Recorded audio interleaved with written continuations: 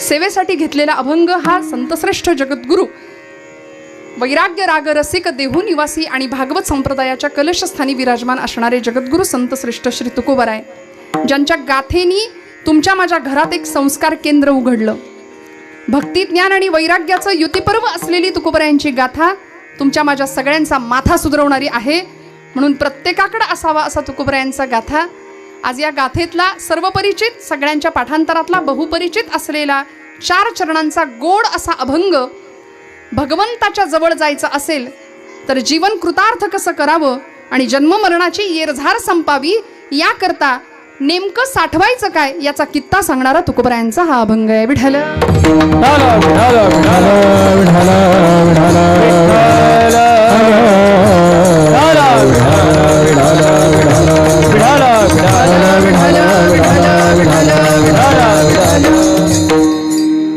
जगद्गुरु संतश्रेष्ठ तुकोबराय, कैवल्य साम्राज्य चक्रवर्ती ज्ञानोबाराय, शांतीब्रह्म संतश्रेष्ठ श्री एकनाथ महाराज, विठुरायाचे प्रेमभंडारी असलेले नामदेव महाराज, तुकोबरायांचे सच्शिष्य असलेले निळोबाराय, भक्ती वैराग्याची पताका आणि त्याचबरोबर क्षात्र तेजाचं ज्वलंत तत्वज्ञान या भूमीमध्ये ज्यांनी रुजवलं, इथल्या प्रत्येक मेलेल्या मनाला ज्यांनी जागं केलं आणि क्षात्र तेजाचा भगवा ध्वज इथल्या मातीमध्ये अखंड फडकवत ठेवला, असे तुकोबरायांना समकालीन असलेले समर्थ रामदास स्वामी, ज्यांची बैठक आपल्या गावामध्ये होतीये, बरोबर ना. अशा या सकल संतांनी समाजाला अतिशय सुंदर असं भक्तीचं ज्ञानाचं सिंचन केलं. वेळोवेळी तुमची माझी मन, मनगट आणि मेंदू यांचं बळकटीकरण करण्याकरता संतांनी अहोरात्र प्रयत्न केले. जो ब्रह्म साम्राज्याचा आनंद, जो ब्रह्मानंद स्वतः अनुभवला तो तुम्हाला मला द्यावा याकरता माऊली म्हणतात, मागील या जन्मामुक्त झालो आम्ही, वास्तविक मुक्तावस्थेला पोहोचलेलो आहोत, पण तरी सुद्धा आम्ही आलो तुमच्याकरता. कशाकरता आलो?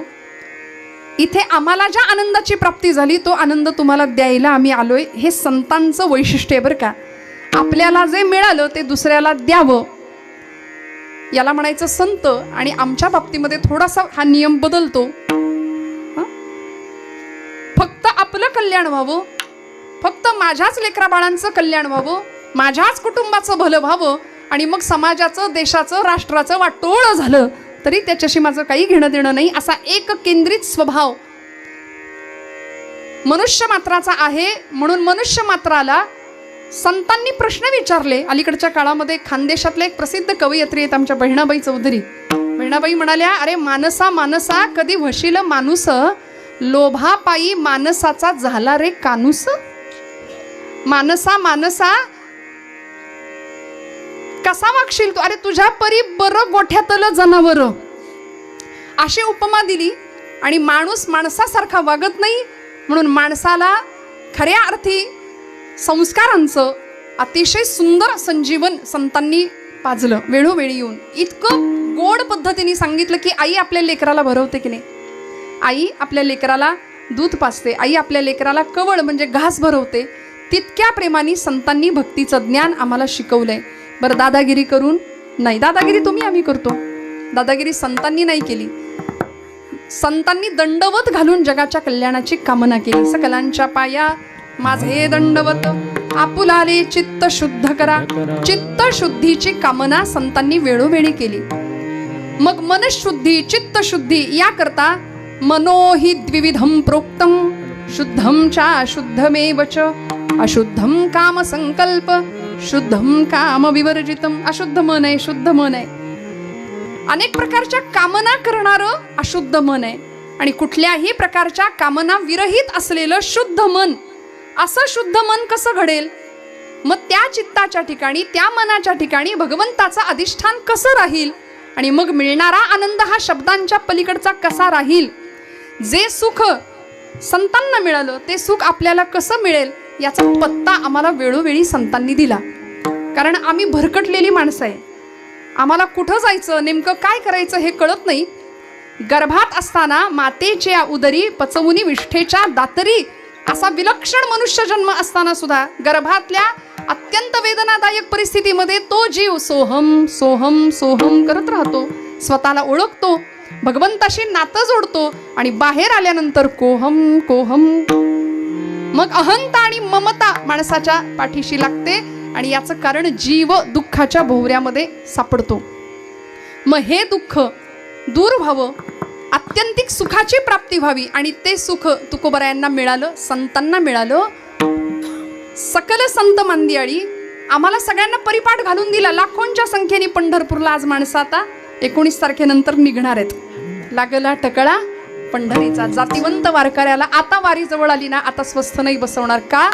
तुका म्हणे माझे हेची सर्व सुख, तुका म्हणे माझे हेची सर्व सुख, तुका म्हणे माझे हेची सर्व सुख, तुका म्हणे माझे हेची सर्व सुख, तुका म्हणे माझे हेची सर्व सुख, तुका म्हणे माझे हेची सर्व सुख, तुका म्हणे माझे हेची सर्व सुख, तुका म्हणे माझे हेची सर्व सुख.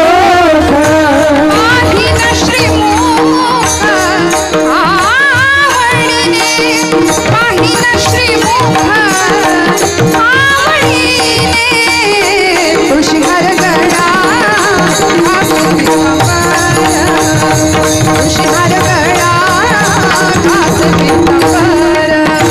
पाहिन श्रीमुख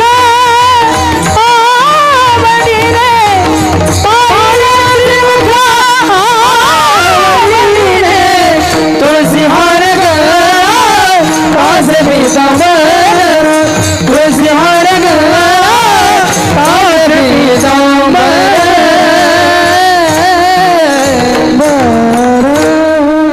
किती आनंद.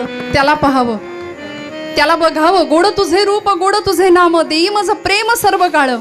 त्याच्याकडून जे मागायचंय तेच मागावं आणि आमच्या प्रपंचात देव आला पाहिजे अशी व्यवस्था करावी. अशी अत्यंत सुंदर अशी सुखाची धारणा किंवा सुखाचा मार्ग संतांनी आम्हाला वेळोवेळी सांगितलाय. का? कारण परमेश्वरानं सृष्टीची निर्मिती केली. याबद्दल आपल्या सगळ्यांचं एक मत आहे ना. काय होतं पूर्वी? पूर्वी कोठेच नव्हते, काही नव्हतं. पाश्चिमात्यांनी बिग बँग नावाची एक थेअरी मांडली. म्हणले सृष्टीच्या तळाशी गूढ असा कुठला तरी मोठा आवाज झाला आणि तो आवाज होता ओम.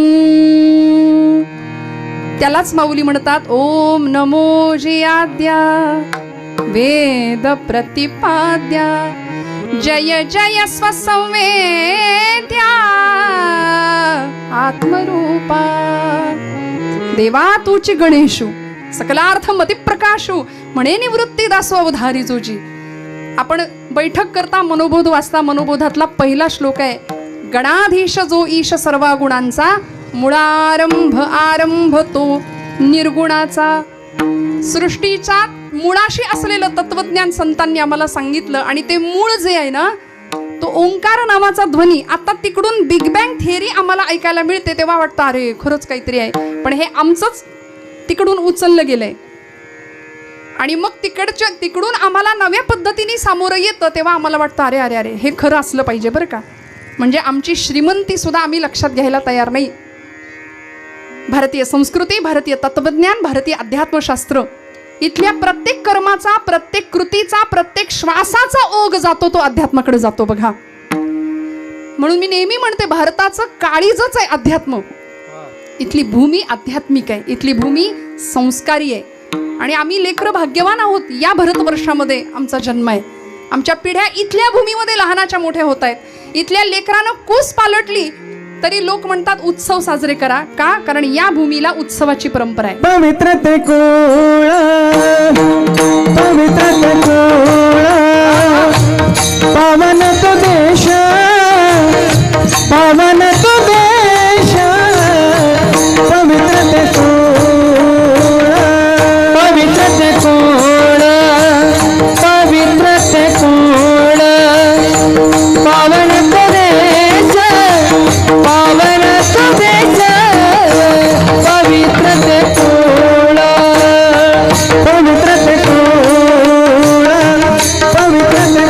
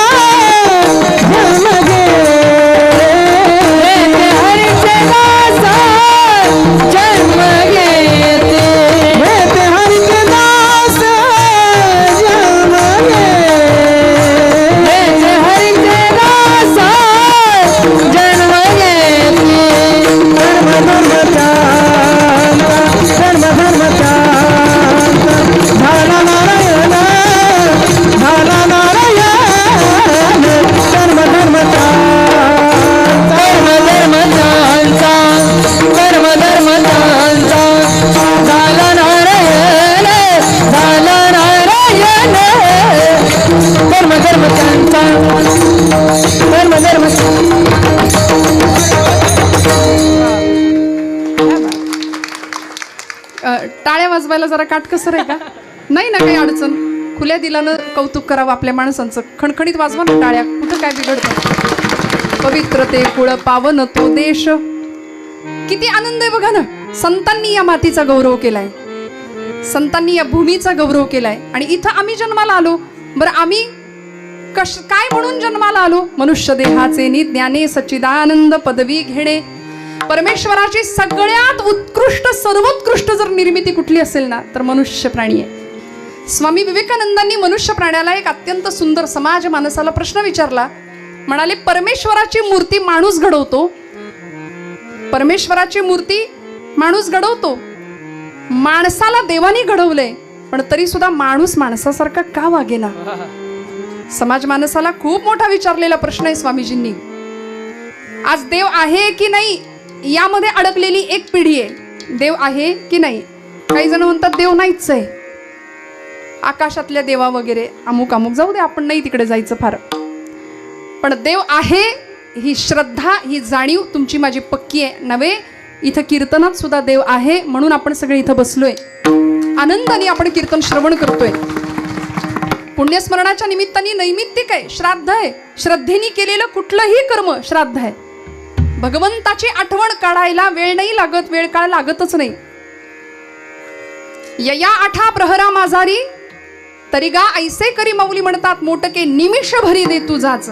8 प्रहरामध्ये निमिष मात्र जरी भगवंताची आठवण काढली ना तरी देवाला ती पोहोचते, ती पुरेशी राहते. परमेश्वर आम्हाला सांभाळणार आहे. मग म्हणाले त्यांनी दिलेलं हे जीवन त्याच्याविषयी कृतज्ञ भाव असायला काय हरकत आहे. पण आज आमच्या समाजामध्ये अशी काही करंटी माणसं आहेत की ते म्हणतात देव नाहीच आहे. बाबा महाराज सातारकर म्हणायचे तुम्ही देवाला माना किंवा मानू नका, त्यांनी तुम्हाला मानले एवढं तरी माना. आणि ज्या दिवशी तो तुम्हाला मानणार नाही त्या दिवशी आपल्या घरासमोर गर्दी जमणार. माणसं म्हणतील उचला आता संपला यांचा कार्यक्रम. मग तिकडे गेल्यानंतर अग्नी आहेच आहे, तिकडे गेल्यानंतर अग्निसंस्कार केला जातो, पण त्याआधी आपल्या आतला अग्नी आपल्याला प्रज्वलित करायचा आहे. त्याला शास्त्रकारांनी देहबुद्धीचा अग्नी असं म्हटलंय. देहबुद्धी म्हणजे काय? मी म्हणजेच देह आहे हा बुद्धीने केलेला जो निश्चय आहे ना त्याला देहबुद्धी असं म्हटलंय. मग देह म्हणजे मी नाहीच आहे, त्या देहामध्ये असलेला भगवंत कोण आहे त्याची जाणीव होणं. देव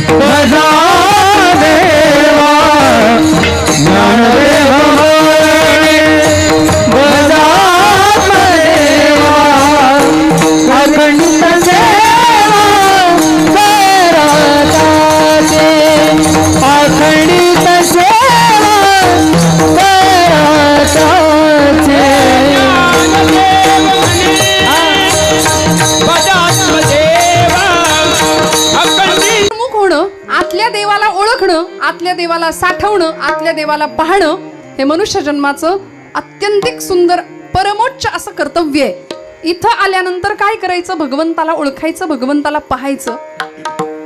पण आमच्या बाबतीत असं होतं, आमचं सगळं बहिर्केंद्री लक्ष आहे, आम्ही सगळीकडे पाहतो पण देव मात्र आम्हाला कुठे दिसत नाही. मग देवाला कळवून घेता यावं, देव दिसावा अशी व्यवस्था व्हावी याकरता हा मनुष्य जन्म आहे. आणि मग पशुदेही नाही गती ऐसे सर्वत्र संगती, या नरदेहीच प्राप्ती परलोकाची.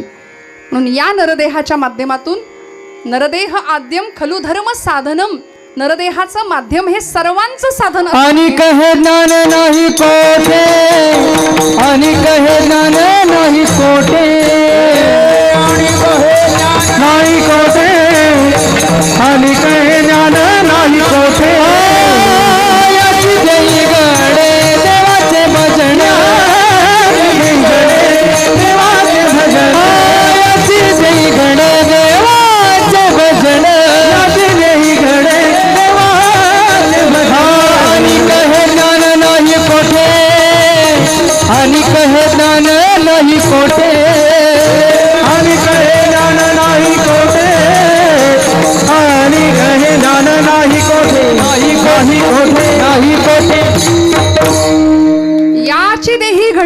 सागर दादा. देवाचे भजन देवे दिला देह भजना गोमटा. मग आता एक आपल्याला पक्क लक्षात राहिलं, देहानीच देव प्राप्त होऊ शकतो, देहाच्या माध्यमातूनच देवाची प्राप्ती होऊ शकते. यद दहते नित्यम तद देहम अशी देहाची व्याख्या केली. जो सतत जळतोय त्याला म्हटलंय देह. तुम्ही म्हणाल कुठं काय जळतंय? हा, मे मध्ये पावसाळा सुरू झालाय, जळतंय कुठं काय? अहो जळतं आतमध्ये रोज अग्नी पेटलेला आहे, त्याला वैश्वानर अग्नी म्हटलं जातं. आणि त्या अग्नीला आम्ही अन्नाची आहुती देतो. ज्यावेळी तो अग्नी प्रज्वलित होतो, म्हणजे डॉक्टर त्याला जठर अग्नी म्हणतात. आपण म्हणतो लई भूक लागली की त्या अग्नीला आपण अन्नाची आहुती देतो. मग आतला अग्नी जोपर्यंत पेटलेला आहे तोपर्यंत ही आहुती. आणि एकदा का आतला अग्नी थंड झाला की मग बाहेरचा अग्नी आहे. म्हणून या बाहेरच्या अग्नीपर्यंत जाण्याआधी आतला अग्नी प्रज्वलित व्हावा, त्याची जाणीव व्हावी. अहम वैश्वानरो भूत्वा प्राणिनां देहमाश्रिता. भगवंत म्हणतात मी आहे ना आतमध्ये, अहम वैश्वानरो भूत्वा.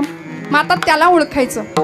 खरं सांगा, आपला श्वास सुद्धा आपण कधी शांततेत ऐकत नाही, इतका आम्ही गडबडीत आहे सध्या. सर्व सुखाची या आशा जन्म गेला, क्षण एक मुक्ती यत्न नाही केला. दाही दिशांना हा जीव भरकटतोय, नुसता भरकटतोय. पण आचार्यांना विचारलं, आचार्य तुमचं काय? न पुण्यम न पापम न सौख्यम न दुःखम. न पुण्यम न पापम न सौख्यम न दुःखम. न मंत्रे न तीर्था न वेदा न यज्ञ. अहम भोजनम नैव भोज्यम न भोक्ता. थोडा रिवर्ब द्या मला, मोकळं करा जरा. अहम भोजनम नैव भोज्यम न भोक्ता. चिदानंद रूप शिवोहम शिवोहम. अहम निर्विकल्पो निराकार रूपो. विभुर्व्याप्य सर्वत्र सर्वेन्द्रियाणि. सदा मे समत्वं न मुक्तिर्न बंध. चिदानंद रूप शिवोहम शिवोहम. चिदानंद रूप शिवोहम शिवोहम. न मे मृत्यु शंका न मे जाति भेदः. पिता नैव मे नैव माता न जन्म. न बंधुर्न मित्रं गुरुर्नैव शिष्य. या जीवाचा खरा संबंध तिथे आहे, सनातन संबंध. भगवंत सांगतात ममैवांशो जीवलोके जीवभूत सनातन. एक संबंध भगवंत सांगतात, या जीवाचा असलेला त्या शिवाशी, त्याला सनातन संबंध म्हटलं. आणि मग या देहाच्या माध्यमातून आम्ही त्या शिवतत्वापर्यंत पोहोचू शकतो. हे संतांनी आम्हाला वेळोवेळी ठासून कानी कपाळी ओरडून सांगितलं. देवे दिला देह भजना गोमटा. पण आपल्याकडे भजन आणि भोजन यामध्ये जरा गल्लत करतात. भोजनाला 60 आणि भजनाला 8. भोजन देहाला लागलेली भूक भागवण्याचं साधन भोजन. भूक लागली भोजन, पण मनाच्या भूकेचं काय करायचं? आत्म्याची भूक भागवणारं साधन आहे भजन. विठ्ठल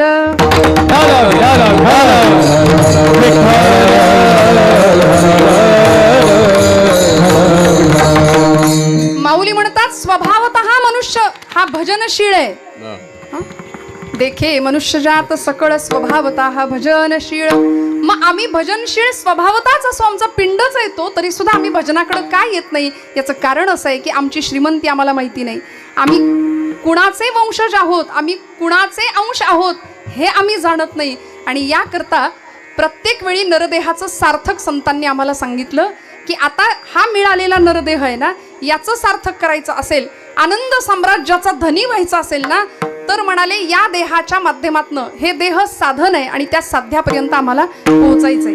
जन्माला आलेला प्रत्येक जीव वासांसी जीर्णानी यथा विहाय नवानी गृह्णाति नरोपराणी.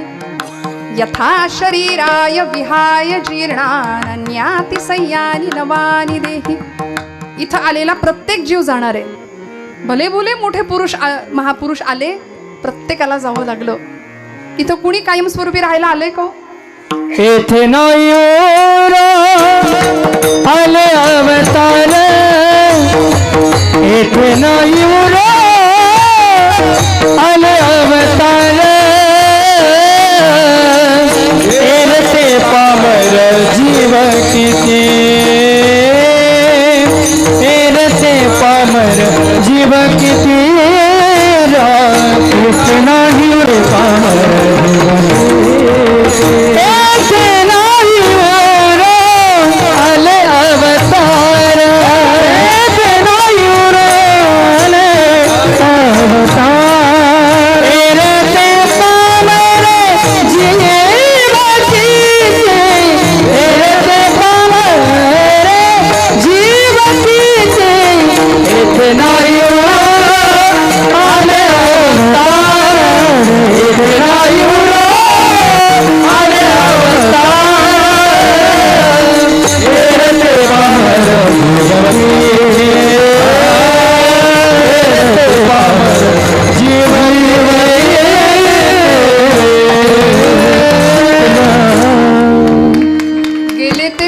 वर जीव किती, किती असंख्यात मंडळी आली आणि गेली. इथं असलेल्या प्रत्येकाला हे मान्य आहे की आपल्या सगळ्यांना जायचंय. मान्य आहे ना, सगळ्यांना जायचंय. खो खोचा डाव आताची मुलं खेळत नाहीत, पण खो खोच्या खेळामध्ये ज्याला खो बसलाय त्याला उठावं लागतं. तो जर म्हटला मी उठणारच नाही तर डाव मोडेल, तर डाव मोडेल, खेळ मोडेल. हा सृष्टीचा नियम आहे, अंतिम अटळ असलेलं सत्य. इथं आलेल्या प्रत्येकाला जायचंय. ओवी आपल्याला पाठ आहे, सगळ्यांना माहिती आहे. उपजेते नाशे नाशिले पुनरपी दिसे. यक्षराज प्रकरण आहे महाभारतामध्ये. या महाभारतामध्ये धर्मराजांनी यक्षराजांनी धर्माला अत्यंत सुंदर सुंदर प्रश्न विचारलेत. त्यातला एक प्रश्न असा होता, धर्मराजा जीवनातलं सगळ्यात मोठं आश्चर्य काय आहे? तेव्हा धर्मराजांनी उत्तर दिलं, अहन्यहानी भूतानी गच्छन्ति यम मंदिरम तेषा स्थिरत्वमिच्छन्ति किमाश्चर्यमतः परम. धर्मराजांनी उत्तर दिलं, म्हणाले आमच्यापैकी एखादा जर माणूस निघून गेलं, इहलोकाची यात्रा त्यांनी संपवली, तर त्याला पोहोचवायला आप्तेष्ट परिवार, मित्रमंडळी, नातेवाईक सगळे जातात. कुठे? यम मंदिरम, यमाचं मंदिर. आपण घाट म्हणतो, स्मशान म्हणतो, है की नाही, नदीवर म्हणतो. गेलो, सगळी मंडळी तिथे जातात. आणि काय होतं धर्मराज सांगतात, तिथे गेल्यानंतर जाणाऱ्या माणसाबद्दल तेवढ्या हळहळ व्यक्त केली जाते. जीवनाची नश्वरता आम्हाला कळते. मनुष्य जन्मात काही नाही बघा, काही नाही. काल आम्ही एकत्र चहा प्यायलो, काल आम्ही एकत्र व्यवस्थित बोललो, आणि आज ती व्यक्ती निघून गेल्यानंतर आम्हाला तिथं येतं ते स्मशान वैराग्य. ते तेवढ्या पुरतंच असतं. घरी आल्यावर आम्ही म्हणतो मस्त आलं टाकून गरम चहा कर ग,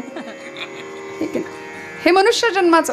बरं, तिथे गेल्यानंतर मनुष्य तिथला तो अंत्यविधी झाला, संस्कार झाला की माघारी येणारी माणसं, माघारी येणारा मनुष्य ज्या ॲटिट्यूडमध्ये माघारी येतो की जणू काही माझा आणि या जागेचा काही संबंधच नाही, हे जे माणसाचं वाटणं आहे ते जगातलं सगळ्यात मोठं आश्चर्य आहे. विठ्ठल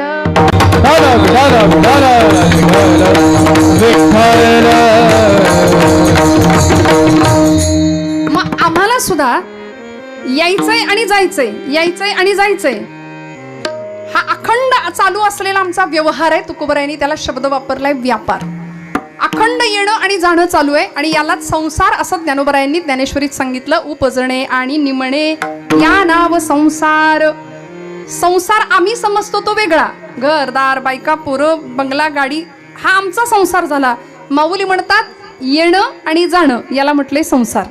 उपजणे आणि निमणे, जग, ज्या जगात आम्ही येतो तिथं जन्मणं आणि गमन करणं म्हणून जग असं म्हणतो आपण, बरोबर. मातीतून यायचं आणि मातीतच मिसळायचं. मग या संसारामध्ये, या राहटगाडग्यामध्ये पुन्हा पुन्हा पुन्हा पुन्हा या चक्रामध्ये फसण्यापेक्षा संतांना जो व्यापार जमला तो आम्हालाही जमावा, याकरता आपली ही येरझार संपावी ही तुकोबरायांची इच्छा आहे. दुसऱ्या चरणामध्ये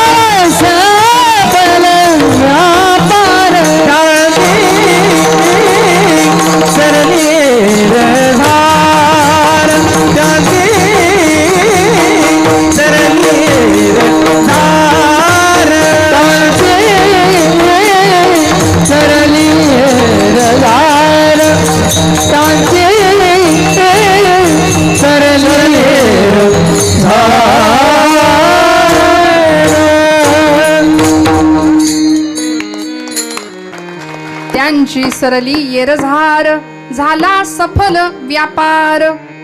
आपल्यापैकी बरीच मंडळी व्यापारी आहेत, बिझनेस करणारी आहेत. कुठला व्यापार, संतांनी कुठला व्यापार सांगितला आणि आम्ही कुठला व्यापार समजतो. आमच्या व्यापारामध्ये आम्हाला नफा आणि तोटा एवढंच कळतं, पण संतांचा व्यापार सफल झाला, तुमचा माझा व्यापार सफल व्हावा ही तुकोबरायांची इच्छा आहे. त्यांची सरली येरझार झाला सफल व्यापार. आम्ही जो व्यापार समजतो तो संतांना अपेक्षित नाहीये. इथं आल्यानंतर फक्त सुखाची वखवख, आधुनिक सुखाच्या साधनांनी माणसाची वखवख वाढवली आहे. भक्तीनं आणि अध्यात्मानं माणसाला मिळालेल्या आनंदात तृप्त आणि समाधानी राहण्याची वृत्ती शिकवली आहे. जीवनात नसलेला आनंद मिळवायचा कसा आणि असलेला आनंद वाढवायचा कसा हे ज्याला कळलंय ना तो भक्त आहे. ज्याच्या माध्यमातनं कळलं ती उपासना आहे. ज्यांच्यामुळं चित्तवृत्ती प्रशांत होते, अंतर्वृत्ती भरून येते, दुसऱ्याच्या हृदयातलं दुःख जाणण्याची संवेदनशीलता प्रतीत होते, त्याला म्हणायचं अध्यात्म. आणि हे अध्यात्म ज्यांना कळालंय त्यांना म्हणायचं संत. आणि अशा संत हृदयाचे लोण्यासारखं हृदय संतांचं, समाजाने दिलेला सगळा छळ हसत हसत सहन केला आणि तुमच्या माझ्या कल्याणाचाच विचार केला. बाबा रे म्हणाले किती फिराल, किती येरझार कराल या रहाट गाडग्यामध्ये. पुनरपि जननम पुनरपि मरणम पुनरपि जननी जठरे शयनम. पुन्हा पुन्हा पुन्हा पुन्हा या चक्रामध्ये आम्ही फसतो. प्रचंड वासनेच्या आहारी आमचा मनुष्य जीवन जातं आणि जन्म घेणे लागे वासनेच्या संगे. या न्यायाने पुन्हा पुन्हा पुन्हा पुन्हा आम्ही जन्माला येतो. 84 लक्ष योनी मात्रांमध्ये हा जीव भरकटत राहतो. मग दया येते संतांना आणि संत माऊलीच्या अंतःकरणाने आम्हाला सांगतात की आम्ही जो आनंद अनुभवलाय ना तो आनंद तुम्हाला मिळाला पाहिजे. आनंद आम्ही अनुभवतो ते सुख, बरं का, सुख आम्ही अनुभवतो ते सुख. बरं, ते सुखही खरं नसतं आणि त्याच्या पाठी आलेलं दुःखही खरं नसतं. संतांनी आनंदाचा अनुभव घेतला आणि आनंद स्वरूप कोण आहे? एकमेवा द्वितीय असलेलं ब्रह्म, तेच आनंद स्वरूप आहे. आनंद अद्वय नित्य निरामय. आनंद अद्वय नित्य निरामय. आनंद अद्वय नित्य निरामय. आनंद अद्वय नित्य निरामय. एका निज ध्येय योगियाचे, एका निज ध्येय योगियाचे. हे समचरण साजिरे विटेवारी, हे समचरण साजिरे विटेवारी. हे समचरण साजिरे विटेवारी. हे समचरण साजिरे विटेवारी. आनंद अद्वय नित्य निरामय. आनंद स्वरूपाची प्राप्ती मिळाली. जीवन मरणाची येरझार संपली आणि आम्ही भगवत स्वरूप झालो. अद्वैताचा साक्षात्कार प्राप्त झाला. आपल्याला नाही का असं वाटत की आम्हाला सुद्धा देव भेटावा, देव पाहता यावा? मग येरझार संपायची असेल आमची सुद्धा, जी संतांची संपली. ज्ञानोबराय तुमच्या माझ्या करता आले. मुक्तावस्थेला गेलेले सगळे संत पुन्हा जन्म घेतला तुमच्या माझ्या उद्धाराकरता. आणि आम्हाला सुद्धा अनंत जन्माची पुण्याई आहे म्हणून आज आम्ही सगळे इथं आहोत, बरं का. अनंत जन्मोनी पुण्य होया, अनंत जन्मोनी पुण्य होया, पुण्य होया.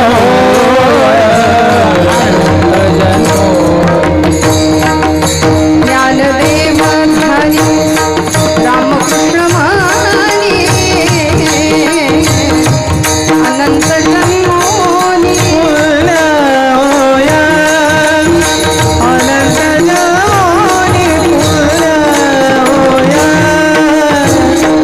ज्ञानदेव धारी रामकृष्ण मानी, अनंत जन्मोनी पुण्य होया, अनंत जन्मोनी पुण्य होया.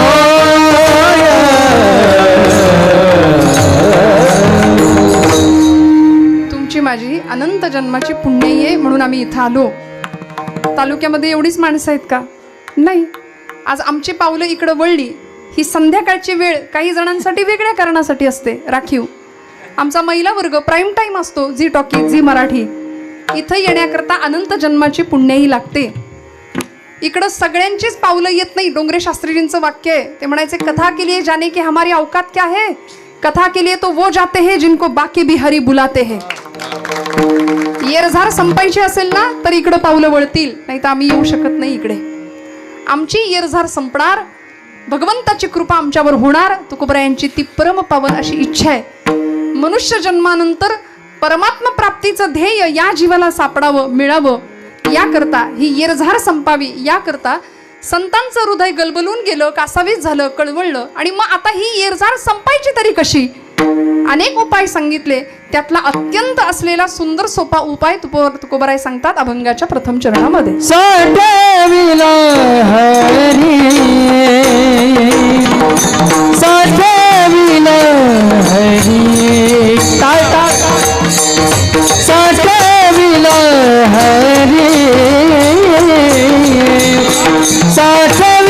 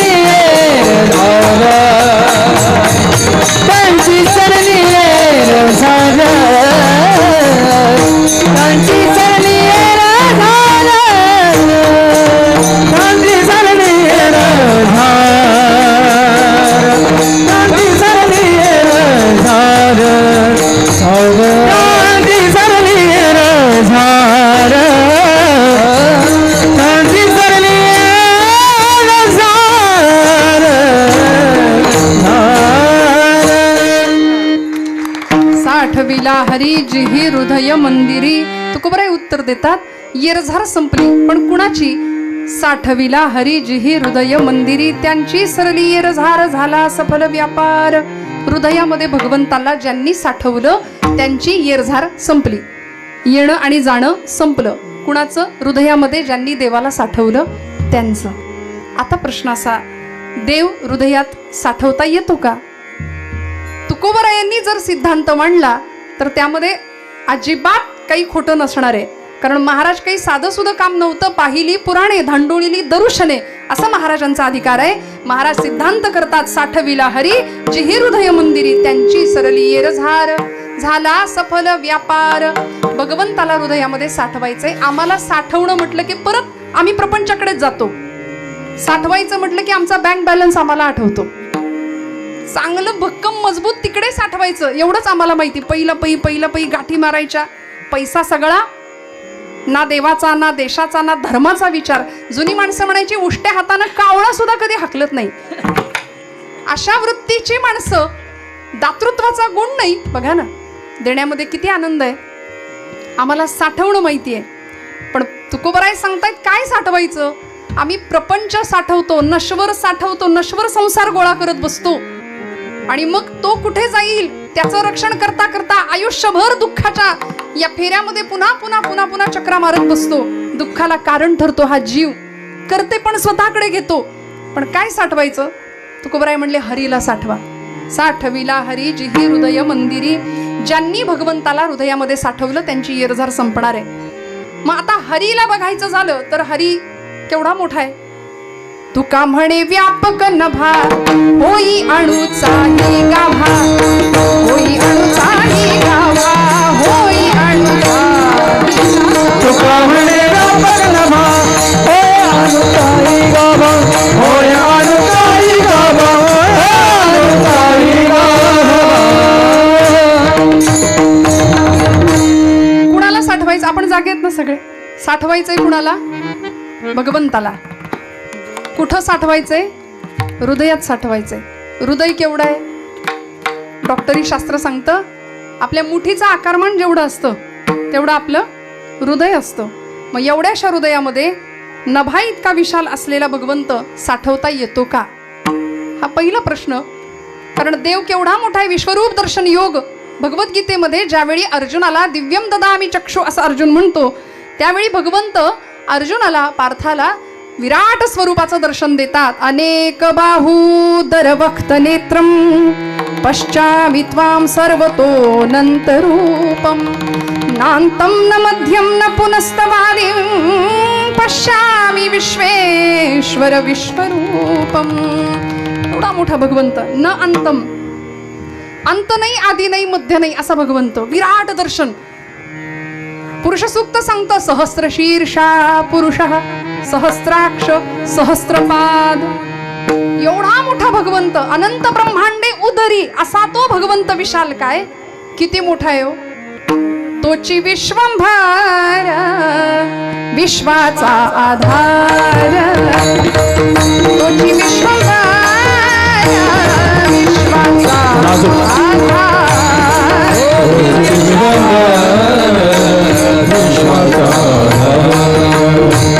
तोची विश्वंभर विश्वाचा आधार, तोची विश्वंभर विश्वाचा आधार,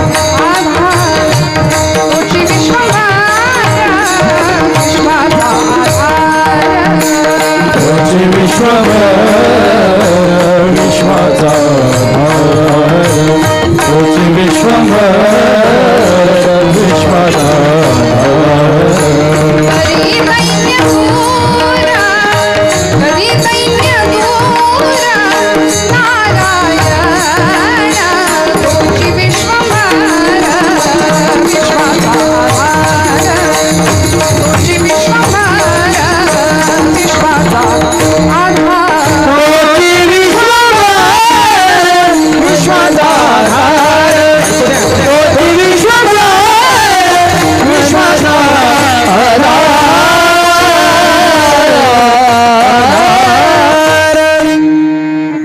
केवढा मोठा आहे भगवंत. तोची विश्वंभर विश्वाचा आधार. विश्वाला ज्यांनी आधार दिलाय असा भगवंत, त्याला आम्ही जन्मोत्सवाच्या कीर्तनाला पाळण्याचा आधार देतो. विठ्ठल विठ्ठल.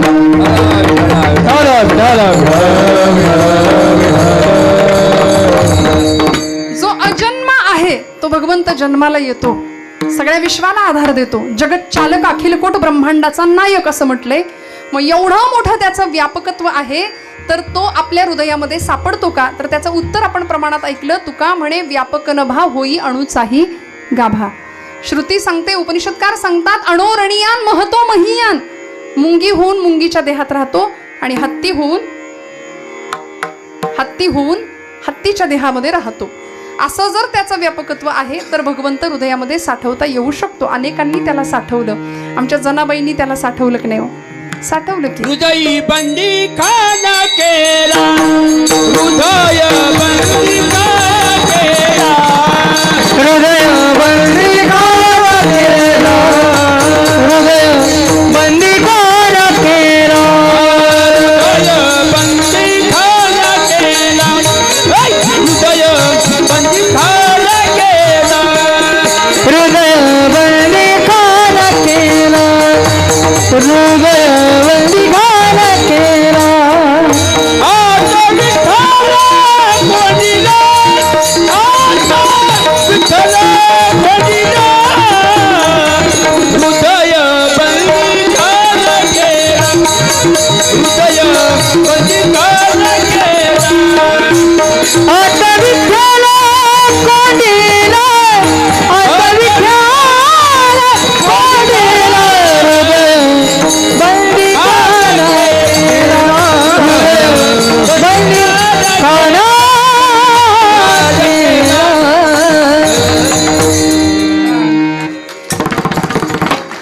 खाली आले की लोकांच्या माना आपोआप डोलतात. बरं चाललंय, चालू दे. हृदय बंदीखाना केला आत विठ्ठल कोंडीला. काय झालं? जनाबाईंना कोडं पडलं, सगळ्यांना कोडं पडलं. जनाबाईच्या झोपडीत नेमके 2 आवाज येत आहेत कुठून? जनाबाई एकट्याच गातायत, आवाज बाहेर 2 येतात. लोकांनी विचारावं, जने खरं सांग की गा आतमध्ये कोण आहे? जनाबाई म्हणतायत, आता माझ्या बोलण्यावर विश्वास नाही तुमचा, खरंच कोणी नाही आहो, मी एकटीच कधीपासून दळण दळतीया. लोकांनी सांगावं, जने अगं 100 माणसं 2 आवाज आहेत त्यातून, तू बरी म्हणते मी एकटीच आहे, खरं सांग आतमध्ये कोण बसलंय? आणि जनाबाई हळूच सांगतात, पांडुरंग आला होता. पांडुरंग तुझ्या झोपडीत कशापायी गा आला होता? जोंधळ्याच्या भाकरीची चव लई न्यारी, पंढरीचा राणा येतो जनाईच्या दारी. कशाला आला होता काय सांगू पाटील तुम्हाला? अगं जने, तुला दिसतो आणि आमासनी दिसत नाही असा लपवून तरी कुठं ठेवलायस? मग जनाबाई तुकोबरायांचं हे कोडं सोडवतात. हृदय बंदीखाना केला आत विठ्ठल कोंडीला. आणि नुसता कोंडला नाही, गळा बांधून या दोर धरीला पंढरीचा चोर. त्याला असा बांधला, आवळून बांधला की तो काकुळतीला आला आणि तो म्हणतो, जने अगं सोड. जनी म्हणे बा विठ्ठला, आता जीवेन सोडी तुला, आता सोडणार नाही. का? काय परिणाम आला? मग गोविंद ते काया, मग गोविंद ते काया, मग गोविंद ते काया, मग गोविंद ते काया, गोविंद ते काया, मग गोविंद ते काया, गोविंद ते काया, मग गोविंद ते काया.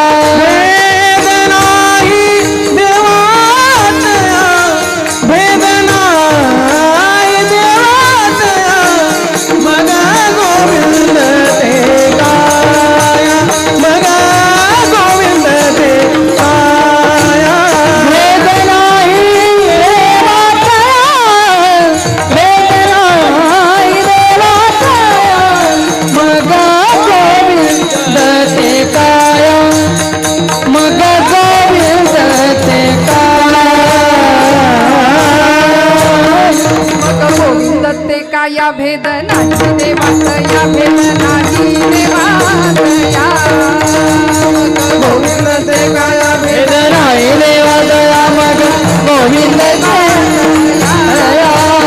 मग गोविंद ते काया वेदनाई देवात, वेदनाई देवात, वेदनाई देवात.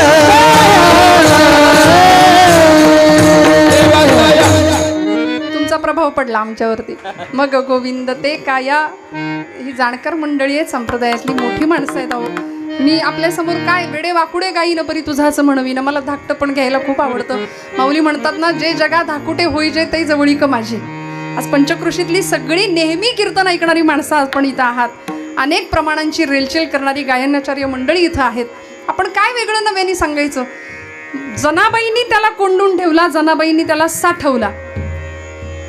धन्य त्याची माता, धन्य त्याचा पिता, धन्य त्याची माता, धन्य त्याचा पिता, धन्य त्याची माता, धन्य त्याचा पिता, धन्य त्याची माता, धन्य त्याचा पिता, त्याची माता, धन्य त्याचा पिता, धन्य त्याची माता, धन्य त्याचा पिता, धन्य त्याची माता, धन्य त्याचा पिता, धन्य त्याची माता, धन्य त्याचा पिता. साठविला नाथा, साठविला नाथा, साठविला नाथा, साठविला नाथा,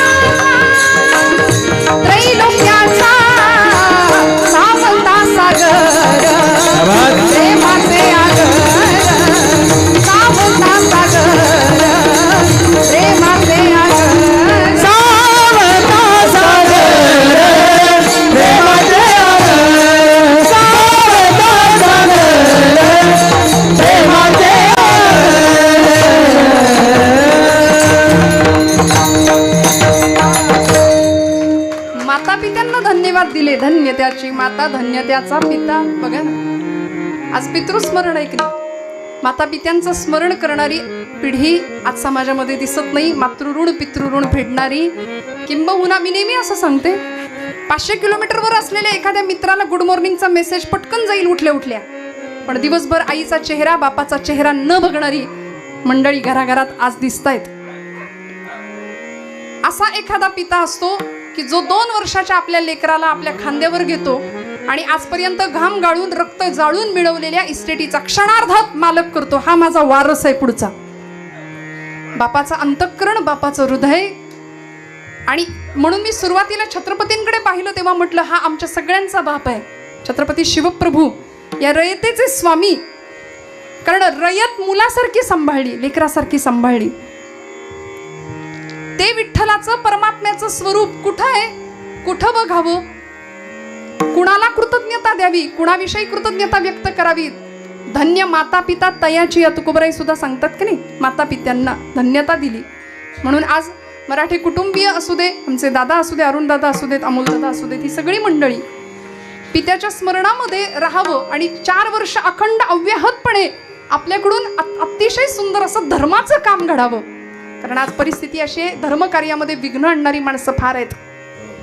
गल्ल्या गल्ली चौका चौकात भेटतील आपल्याला.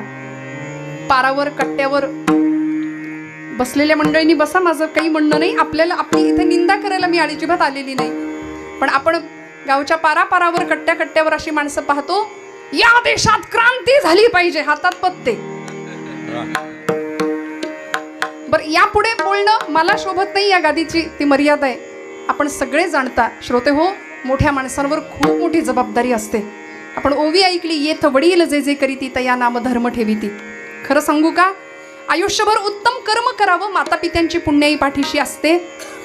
त्या कर्माचा परिपाक असा असतो, आयुष्यभर जर चांगलं कर्म केलं तर चढत्या काळात केलेलं कर्म हे उतरत्या काळामध्ये आम्हाला उंचीवरच ठेवतं, आणि चढत्या काळामध्ये केलेलं पाप हे पडत्या काळामध्ये आमच्या माथ्यावर बसल्याशिवाय राहत नाही. विठ्ठल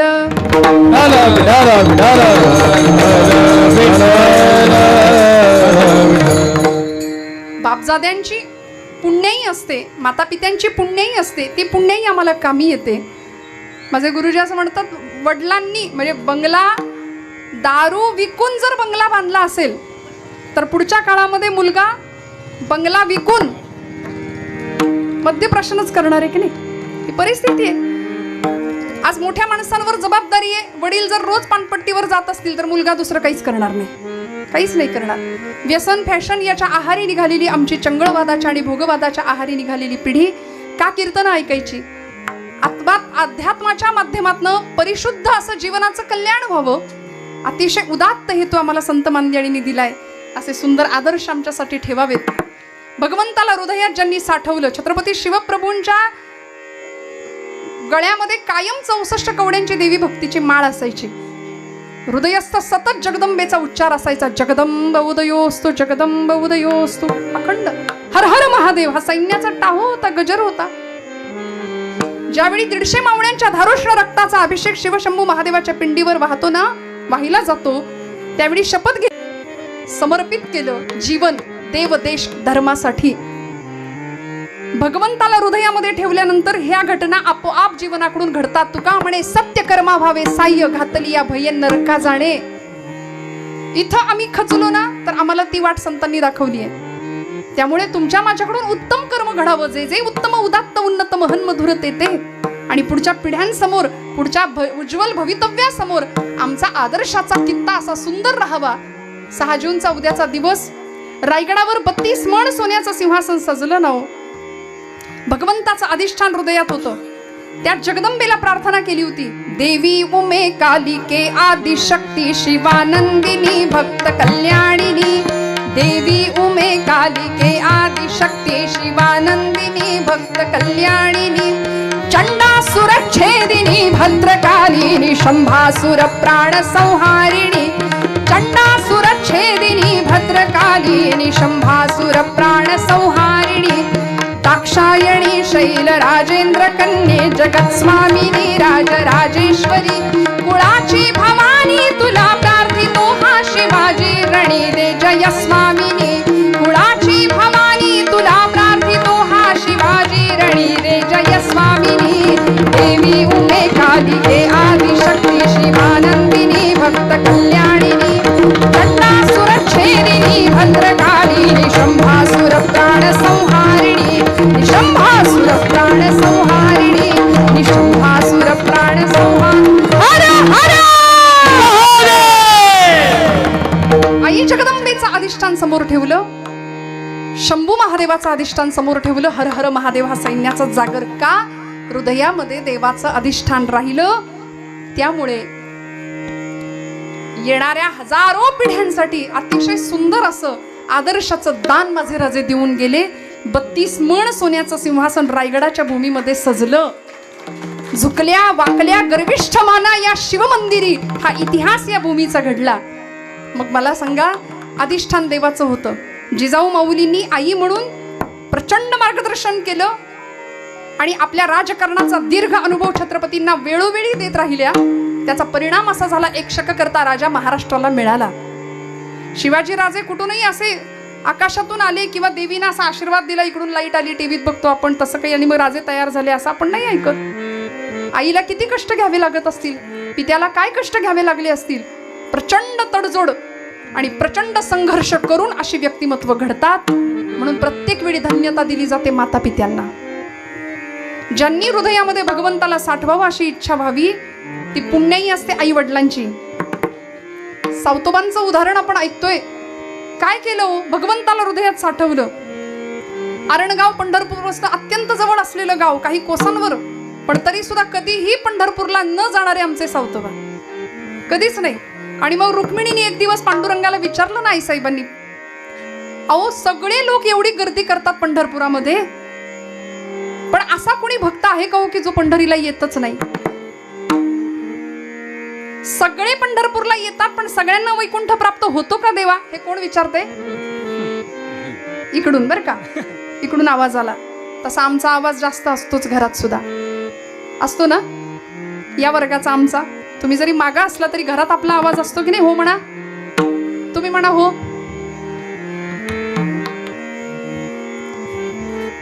आईसाहेबांनी म्हणून तर तुकोबरायांनी सुद्धा प्रत्येक वेळी तिकडं वशिला लावलाय. रखुमाईच्या पती सोयरिया, गोड तुझे रूप गोड तुझे नाम, रखुमाईच्या पती सोयरिया. प्रत्येक वेळी तिकडे वशिला का लावला? कारण आई जास्त ऐकते लवकर. लेकराचं सगळं मनोगत आई जास्त, आईकडे स्वीकार आहे, जसं असेल तसं स्वीकारते ना. आणि पित्याकडे सुधार आहे, पित्याकडे सुधार आहे. आणि आमचा संप्रदाय हा परमात्म्याला काय स्वरूपामध्ये पाहतो? नामदेव महाराज सांगतात, माता विठ्ठल पिता विठ्ठल, माता विठ्ठल पिता विठ्ठल. म्हणून देवानी इमर्जन्सी ऍड्रेस दिला बरं का आपला.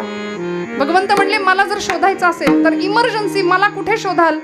मी मातेच्या आणि पित्याच्या चरण स्पर्शात असतो. आत्याच्या प्रत्येक तरुण पिढीने, तरुण बांधवांनी लक्षात ठेवावं, घरामध्ये असलेल्या वयोवृद्ध असलेल्या माता पित्यांच्या चरणामध्ये भगवंत आहे. आमचा एखादा तरुण बांधव पटकन म्हणून जातो, आमची आई अडाणी आहे, तिला नाही काही कळत, आमचा बाप अडाणी आहे, त्याला नाही काही कळत. अहो 4 पुस्तकं कमी शिकली असतील, पण त्यांच्या रूपाने अनुभवांचं अख्खं विद्यापीठ तुमच्या माझ्या घरात वावरत असतं.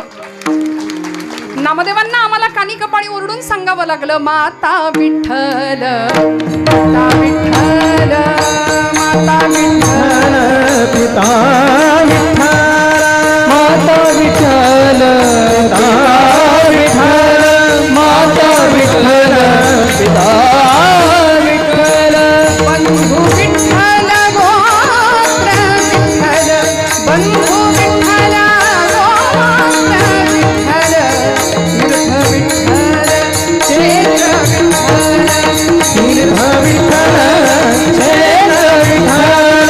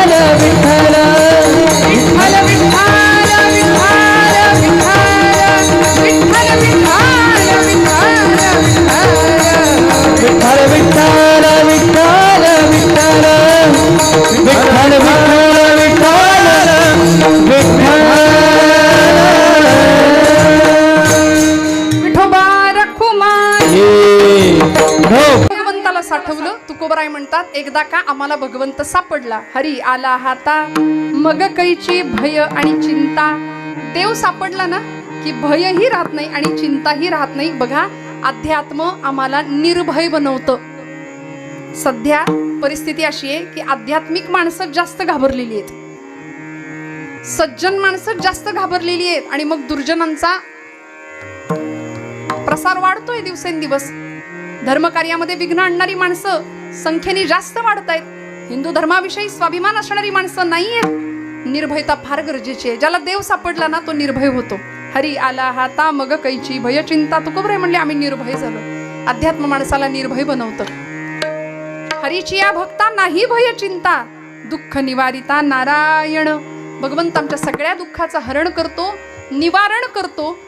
आणि असा भगवंत ज्यावेळी सापडतो ना त्यावेळी आम्ही खऱ्या अर्थी निर्भय बनतो, निर्भय बनतो.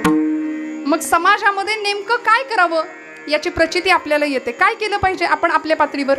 ऐका, एका इमारतीला खूप मोठी आग लागली, खूप मोठी आग लागली. प्रचंड मोठा वणवा पेटला. सगळी माणसं इमारतीत अडकलेल्या माणसांना काढायला धावाधाव करायला लागली. काही माणसांनी आगीत सापडलेल्या माणसांना बाहेर काढलं. काही माणसं तिथं पाणी टाकायला लागली. बरीच मंडळींनी गर्दी केली.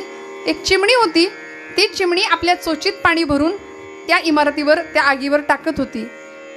त्या चिमणीला एका कावळ्याने पाहिलं आणि तो कावळा म्हणाला, तुझी चोच केवढी, तुझी ताकद केवढी, तुझी शक्ती केवढी, तू तो सुई की नोक से पहाड़ खोदने जा रही है. तो कावळा म्हणला, बाई ग, तुझी ताकद केवढी, तुझी क्षमता केवढी, तुझ्या चोचीत पाणी केवढं मावणार आणि त्यांनी आग कशी विझणार. असे कावळे समाजात सुद्धा बरेच असतात नाही का. त्या कावळ्यांनी चिमणीचा उपहास केला, पण ती चिमणी म्हणाली, दादा मला ठाऊक आहे माझी क्षमता कमी आहे, माझी ताकद कमी आहे, माझी चोच लहान आहे, त्या चोचीत पाणी कमी मावणार आहे. पण उद्या या गोष्टीचा, या घटनेचा ज्यावेळी इतिहास लिहिला जाईल त्यावेळी माझं नाव आग लावणाऱ्यांच्या यादीत नसेल तर आग विझवणाऱ्यांच्या यादीत असेल. मग आता आपण ठरवायचं आपल्याकडून आग लागली पाहिजे की आग विझवली गेली पाहिजे. नाही फार करता आलं, नाही काही करता आलं, किमान पक्ष आपल्याला काय करता येईल. असं म्हणतात, घेणाऱ्यानं घेत जावं, देणाऱ्यानी देत जावं. आणि घेणाऱ्यानी घेता घेता देणाऱ्याचे इथून कापून घ्यायचे का? नाही हो, देण्याची वृत्ती घ्यायची. समाजामधलं सौहार्द टिकावं, परस्परांमधलं नातं टिकावं, प्रेम टिकावं, याकरता प्रत्येकाने आपापल्या पातळीवर प्रयत्न करावा. देवासाठी, देशासाठी, धर्मासाठी झटणं, लढणं आणि झिजणं ही शिकवण माझ्या राजाची आहे. ही शिकवण या मातीची आहे आणि या मातीचे आम्ही वारसदार म्हणून आमच्याही रक्तामध्ये देव, देश आणि धर्म या तीन गोष्टींचा संचार व्हावा.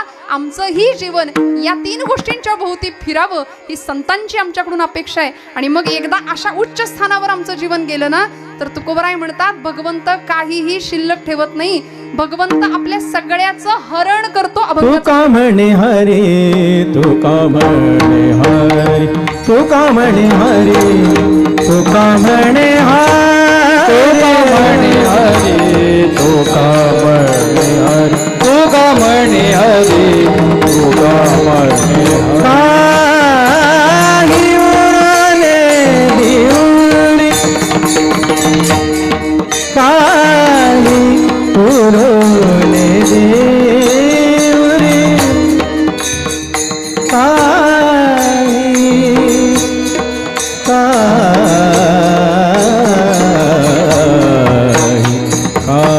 काही उरले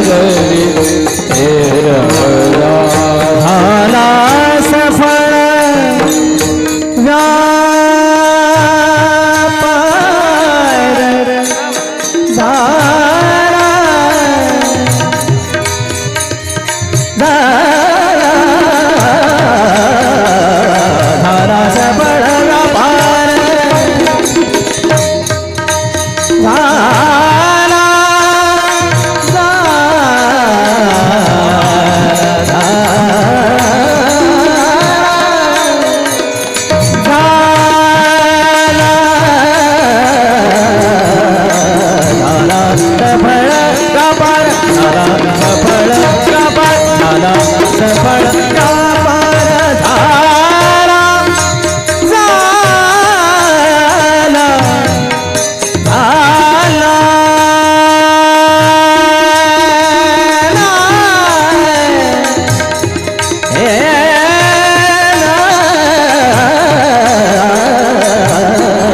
झाला सफळ व्यापार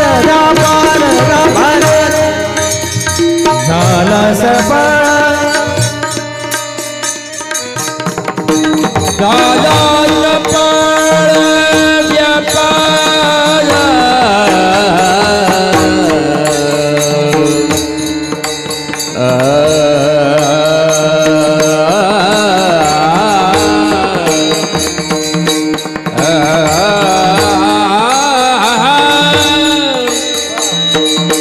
झाला सफळ झाला सफळ व्यापार झाला सफळ व्यापार झाला सफळ व्यापार झाला सफल व्यापार झाला सफल झाला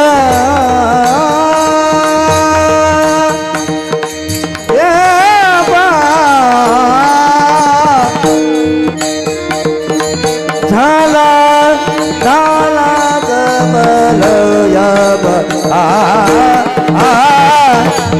झाला सफल व्यापार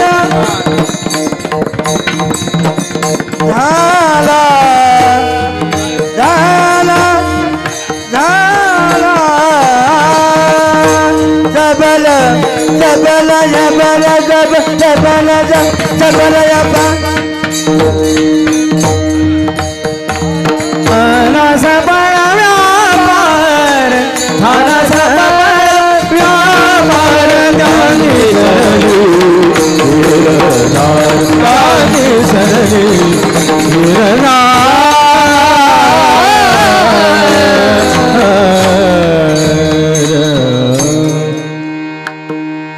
तुका म्हणे हरी काही उरोने देऊरी त्यांची सरली येरझार झाला सफल व्यापार झाला सफल व्यापार. तबला आहे म्हणून तजरे अभिमान जान गुनियन को तजरे अभिमान जान गुनियन को तजरे अभिमान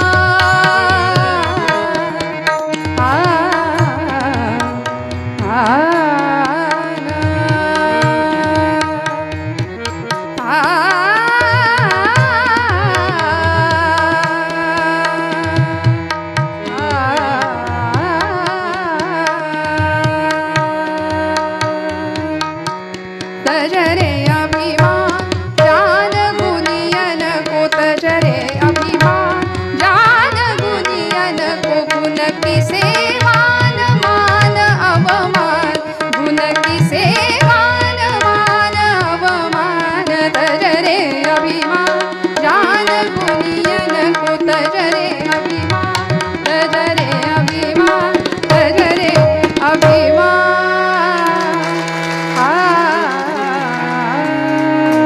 तुका म्हणे हरी काही उरो नेदी उरी काहीच शिल्लक राहत नाही.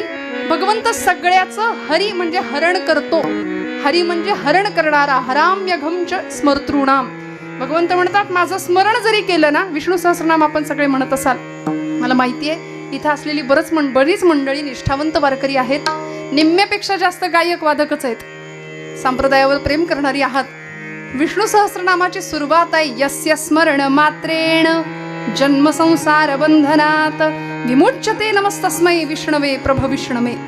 विष्णू सहस्रनामाचं जो रोज पठन करतो, वासुदेवानंद सरस्वती टेंबे स्वामी महाराज म्हणले त्याच्या भोवती भगवंताचं सुदर्शन चक्र कायम राहतं, कायम राहतं. कायम स्मरण करावं. आणि जो देवाचं स्मरण करतो, तुका म्हणे हरी काय करतो, हरण करतो. हरिले माझे हरिले चित्त भारवित्त विसरले, अशी अवस्था तुमची माझी सुद्धा होते. आणि मग काय राहतं, काही उरो नेदी उरी, मग काय उरतं, काम क्रोधे केले घर रीते, तुका म्हणे देह भरिला विठ्ठल. आणि अशा पद्धतीने अभंगाचा माझ्या यथाशक्ती यथामक्ती चिंतन स्पर्श करण्याचा अभंगाला प्रयत्न केला. सगळ्यांच्या चरणारविंदी कृतज्ञतापूर्वक वंदन करते. मराठी परिवाराला मनापासून धन्यवाद देते. खरं सांगते, ज्यांचं पुण्यस्मरण 4 वर्ष झालं, आजचं 4थं वर्ष आपण करतो आहोत, खऱ्या अर्थी हे वैभव बघितलं की तो व्यापार सफल झाला असं म्हणायला हरकत नाही. मग जुन्या माणसांनी, जाणाऱ्या माणसांनी नवीन पिढीला काय द्यायचं असतं, तर हे विचारांचं दान द्यायचं असतं. म्हणून तर श्रीमंतीची खरी अवस्था, खरी व्यवस्था काय, बाबा आमट्यांना विचारलं होतं. म्हणाले, बाबा खरी श्रीमंती कशाला, भरपूर पैसा, भरपूर अडका, भरपूर जमीन जुमला, बँक बॅलन्स, एवढं सगळं मिळालं की श्रीमंत का. बाबा म्हणाले, नाही, हजारो कुष्ठरोग्यांची मी सेवा केली, पण सांगतो माझ्या पुढच्या पिढ्यांमध्ये संपत्तीसाठी, इस्टेटीसाठी, विधभर जमिनीच्या तुकड्यासाठी कधीही भाऊ भावाचा खून नाही पाडणार, कधीही भाऊ भावाला कमी नाही लेखणार, शिव्याशाप नाही देणार. तर कुणी कोणाची किती सेवा करायची याच्यासाठी माझ्या पुढच्या पिढ्यांमध्ये भांडणं होतील, सेवेसाठी भांडण होईल.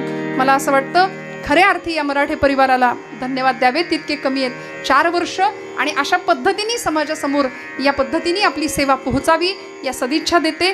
मराठे काकांच्या पुण्यस्मृतीला मनापासून धन्यवाद. आपण सगळी वंदन करते. आपण सर्वच मंडळी अतिशय मोठ्या आनंदाने प्रेमाने इथे उपस्थित राहिला.